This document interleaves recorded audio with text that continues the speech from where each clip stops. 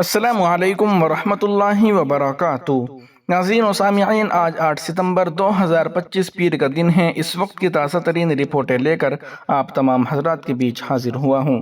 آپ سے درخواست ہے کہ اس ویڈیو کو مکمل دیکھیں اور اپنے تمام دوستوں احباب کے پاس اس ویڈیو کو شیئر فرمائیں اور اس چینل کو سبسکرائب ضرور کر لیجئے گا۔ چلیے پہلی رپورٹ شروع کرتے ہیں۔ دینی مدرسے میں 12 سالہ لڑکے کا قتل۔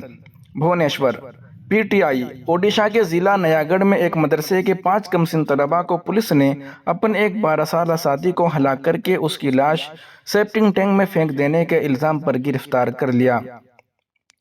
ایک عہدیدار نے اتوار کے دن یہ دعویٰ کیا۔ تفصیلات کے مطابق ضلع نیا گڑھ کے رن پور پولیس اسٹیشن حدود میں واقع مدرسے میں یہ واقعہ 2 ستمبر کو پیش آیا۔ پولیس نے 3 ستمبر کو کیس درج کیا اور ہفتے کے دن 5 لڑکوں کو، جن کی عمر 12 تا 15 برس بتائی جاتی ہیں، حراست میں لے لیا۔ ایڈیشنل سپرنٹینڈنٹ پولیس سبھاش چندر پانڈے نے پی ٹی آئی کو یہ بات بتائی۔ پولیس کے دعوے کے مطابق ابتدائی تحقیقات میں پتہ چلا کہ مہلوک لڑکے نے، جو ضلع کٹک کا رہنے والا تھا، سینئر طلباء کو دھمکی دی تھی کہ وہ جونیئر طلباء کے ساتھ ان کی بدفعلی کو بے نقاب کر دے گا۔ مہلوک لڑکے کے ساتھ اس کا ایک سینئر گزشتہ 6 ماہ سے بدفعلی کر رہا تھا۔ 31 اگست کو بھی اسے ہلاک کرنے کی کوشش کی گئی تھی۔ اے ایس پی پانڈا نے اپنے دعوے میں مزید کہا کہ سیپٹنگ ٹینک سے لاش ملنے کے بعد شروع میں ایسا لگا کہ یہ حادثاتی موت ہے، لیکن بعد میں ثبوت ملا کہ مہلوک کو جسمانی ٹارچر کر کے مار ڈالا گیا۔ پتہ چلا ہے کہ مہلوک کے ساتھ اس کے 2 سینئر طلباء نے بدفعلی کی، بعد میں اسے مار کر لاش سیپٹنگ ٹینک میں پھینک دی۔ کلیدی ملزم اور اس کے 4 ساتھیوں نے لڑکے کا گلا گھونٹا۔ تمام 5 لڑکوں کو پکڑ کر عدالت میں پیش کیا گیا۔ 3 کے خلاف قتل کا معاملہ، 1 کے خلاف قتل اور پوکسو ایکٹ کیس اور 1 کے خلاف صرف پوکسو ایکٹ کے تحت مقدمہ درج ہوا۔ ملزمین کو بچوں کی جیل میں منتقل کر دیا گیا۔ وہیں دوسری جانب نائب صدر جمہوریہ کے انتخاب میں اویسی کس کی حمایت کریں گے؟ مجلس اتحاد المسلمین سربراہ کا انکشاف۔ حیدرآباد، آل انڈیا مجلس اتحاد المسلمین کے صدر اسد الدین اویسی نے اعلان کیا ہے کہ وہ نائب صدر جمہوریہ کے انتخاب میں اپوزیشن امیدوار بی سدرشن ریڈی کو اپنی پارٹی کی حمایت دیں گے۔ مائکرو بلاگنگ سائٹ ایکس پر ایک پوسٹ میں اویسی نے کہا کہ تلنگانہ کے سی ایم او نے ان سے بات کی اور ان سے 9 ستمبر کو ہونے والے نائب صدر جمہوریہ کے الیکشن میں سدرشن ریڈی کی امیدواری کرنے کی حمایت کی درخواست کی۔ تلنگانہ کے سی ایم او سے بات کی۔ انہوں نے سنیچر کو کہا، تلنگانہ کے سی ایم او نے آج مجھ سے بات چیت کی اور درخواست کی کہ ہم نائب صدر کے عہدے کے لیے جسٹس سدرشن ریڈی کی حمایت کریں۔ مجلس اتحاد المسلمین ریڈی کو اپنی حمایت دے گی، جو ایک حیدرآبادی اور قابل احترام قانون داں ہیں۔ حیدرآباد کے رکن پارلیمنٹ نے کہا، انہوں نے سپریم کورٹ کے سابق جج ریڈی سے بات کی اور انہوں نے خواہشات پیش کی۔ آپ کو بتا دیں کہ اویسی لوک سبھا میں مجلس اتحاد المسلمین کی نمائندگی کرتے ہیں۔ انڈیا بلاک کے امیدوار سدرشن ریڈی۔ انڈیا بلاک نے 19 اگست کو نائب صدر جمہوریہ کے عہدے کے لیے اپنے امیدوار کا اعلان کیا تھا۔ اس دوران کانگریس صدر ملکارجن کھڑگے نے ان کے نامزدگی کو نظریاتی جنگ قرار دیا تھا۔ انہوں نے کہا، ریڈی ان کے اقدار کی نمائندگی کرتے ہیں جو بھارت کی جدوجہد آزادی کی عکاسی کرتی ہے۔ کھڑگے نے مزید کہا، آج ان کے اقدار پر حملہ ہو رہا ہے اور اسی لیے اپوزیشن نے اس نظریات کی جنگ کو متحد ہو کر لڑنے کا فیصلہ کیا ہے۔ سدرشن ریڈی کا رادھا کرشن سے مقابلہ۔ ریڈی، جنہوں نے آندھرا پردیش میں وکیل کے طور پر کام کیا اور بعد میں گوہاٹی ہائی کورٹ کے چیف جسٹس بنے، اس کے بعد انہیں جنوری سن 2007 میں سپریم کورٹ کے جج بنا دیا گیا اور جولائی سن 2011 میں ریٹائرڈ ہو گئے۔ ان کا مقابلہ بی جے پی مہاراشٹر کے گورنر رادھا کرشن سے ہوگا، جنہیں 12 اگست کو نائب صدر جمہوریہ کے انتخاب کے لیے این ڈی اے کا امیدوار قرار دیا گیا تھا۔ آپ کو بتاتے چلے کہ جگدیپ دھنکڑ کے اپنے عہدے سے استعفیٰ دینے کے بعد یہ انتخاب ضروری ہو گیا تھا۔ نائب صدر کا انتخاب لوک سبھا اور راجیہ سبھا کے اراکین پر مشتمل الیکٹورل کالج کے ذریعے کیا جاتا ہے۔ وہیں آخر میں ایک اہم رپورٹ بھی سنتے چلے۔ کیا آپ کے پاس برتھ سرٹیفکیٹ ہے؟ اس سال کے آخر میں ملک بھر میں ایس آئی آر کرانے کی تیاری۔ ووٹر لسٹ کی خصوصی گہری نظر ثانی کا پین انڈیا رول آؤٹ اس سال کے آخر میں شروع ہونے کا امکان ہے۔ الیکشن کمیشن کے اعلیٰ افسران اگلے ہفتے اپنے ریاستی نمائندوں کے ساتھ تیاریوں پر تبادلہ خیال کریں گے۔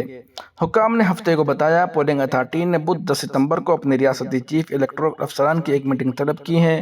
گیانیش کمار کے فروری میں چیف الیکشن کمشنر کا عہدہ سنبھالنے کے بعد سی ای او کی یہ تیسری میٹنگ ہے۔ لیکن 10 ستمبر کی میٹنگ اس لیے اہمیت کی حامل ہے کیونکہ پین انڈیا خصوصی گہری نظر ثانی کی تیاری پر تبادلہ خیال کیا جائے گا۔ الیکشن کمیشن نے کہا ہے کہ بہار کے بعد پورے ملک میں ووٹر لسٹ کی خصوصی نظر ثانی کی جائے گی۔ ایسے اشارے ملے ہیں کہ یہ مشق اس سال کے آخر میں آسام، کیرالہ، پڈوچیری، تمل ناڈو اور مغربی بنگال میں 2026 میں ہونے والے اسمبلی انتخابات سے پہلے شروع ہو جائے گی۔ گہری نظرثانی کا بنیادی مقصد غیر ملکی غیر قانونی تارکین وطن کو ان کی جائے پیدائش کی جانچ کر کے ووٹر لسٹ سے باہر نکالنا بتایا جا رہا ہے۔ گہرے جائزے کے حصے کے طور پر پولنگ حکام غلطیوں سے پاک ووٹر لسٹ کو یقینی بنانے کے لیے گھر گھر جا کر تصدیق کریں گے۔ حزب اختلاف کی جماعتوں نے بہار میں ہوئی SIR پر الیکشن کمیشن کو نشانہ بناتے ہوئے الزام لگایا ہے کہ بول باڈی اس مشق کے ذریعے BJP کی مدد کے لیے ووٹروں کے ڈیٹا میں دھاندلی کی ہے۔ پولنگ پینل نے اس مرتبہ SIR کے لیے انصافی اقدامات کیے ہیں۔ الیکشن کمیشن نے ایک اضافی ڈکلیریشن فارم متعارف کرایا ہے۔ یہ درخواست دہندگان کے زمرے کے لیے ہیں جو ووٹر بننے کے خواہاں ہیں یا ریاست سے باہر منتقل ہو رہے ہیں۔ انہیں یہ عہد کرنا ہوگا کہ وہ 1 جولائی 1987 سے پہلے ہندوستان میں پیدا ہوئے تھے اور تاریخ پیدائش اور یا جائے پیدائش کو قائم مقام کرنے والی دستاویز فراہم کریں گے۔ اعلامیہ کے فارم میں درج اختیارات میں سے ایک یہ ہے کہ وہ 1 جولائی 1987 سے 2 دسمبر 2004 کے درمیان ہندوستان میں پیدا ہوئے تھے۔ انہیں اپنے والدین کی تاریخ مقام پیدائش کے بارے میں بھی دستاویزات جمع کروانے ہوں گے، لیکن بہار کے رائے دہندگان کی فہرست پر نظر ثانی اپوزیشن پارٹیوں کے حملے کی زد میں آئی ہے، جن کا دعویٰ ہے کہ کروڑوں اہل شہری دستاویزات کی کمی کی وجہ سے حق رائے دہی سے محروم ہو جائیں گے۔